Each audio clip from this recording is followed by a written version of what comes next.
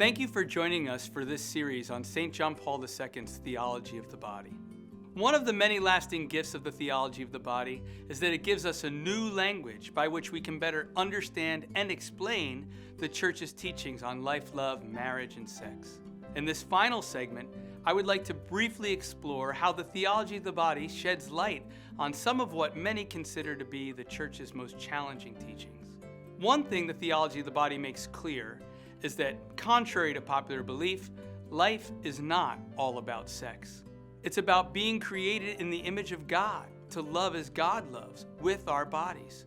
It's about giving the sincere gift of ourselves and forming a communion of persons. And since we are created as persons in the image of God, and our bodies are us, we must never reduce another person to a mere object, to just a body, for our own use or pleasure.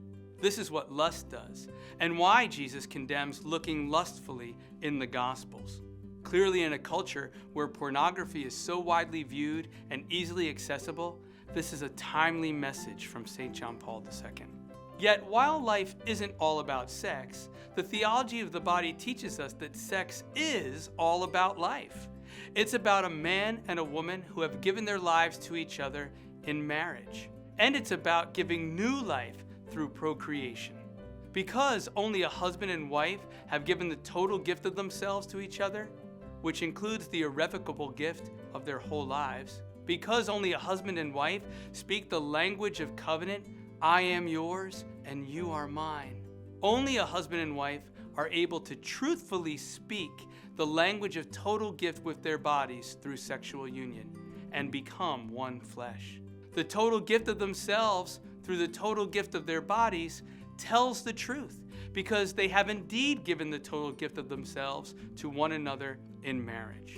Additionally, it is a man and woman who God created for this total gift of themselves to each other in marriage and the marital embrace. When the Pharisees approached Jesus about marriage, Jesus himself affirms this, saying, "Have you not read that from the beginning the Creator made them male and female, and the two become one flesh?"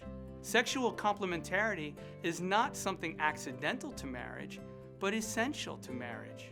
Only a man and woman can become one flesh because it is their complementary bodies that are created for a true bodily union, for the kind of union that can be open to the blessing of a child, to the third sprung from them both. The theology of the body also clarifies the confusion that surrounds the Church's constant teaching against contraception. The first blessing in the Bible is the blessing upon the first married couple to be fruitful and multiply. Children are always to be received as a blessing, as a gift. They are never a burden. As an image of the Trinity, the total gift of the spouses to one another in and through their bodies must always remain open to the third sprung from them both. This is all part of the logic of the gift, which the theology of the body teaches us. The total gift of the spouses opens itself up to the gift of the child. And this gift of the spouses to one another must be sincere. It must express the full truth of the marital embrace, which means not only love, I am yours, I give myself totally to you, but also potential fruitfulness. I may be a father, I may be a mother.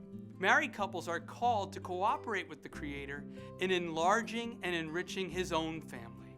So any act in which a man and woman deliberately frustrate the procreation of a child, like through the use of contraception, or even worse, in which they destroy the life of a child already conceived, like happens through abortion or by taking abortion-inducing drugs, is a radical contradiction of God's plan for life and love, and an offense against the Lord and giver of life. Many people wrongly think that the Church is against people who are living apart from what she teaches, especially in these areas. They think the Church doesn't want these people to be happy. The Church is not against them, or anyone for that matter. The Church is radically for them. She wants them to live a full life and be all that God created them to be. She wants them to be happy, and she receives them with compassion and merciful love. But the Church also knows that happiness and a full life are only found by living according to God's plan.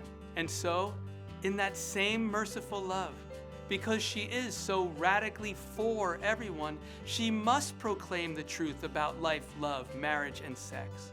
This is what St. John Paul II did.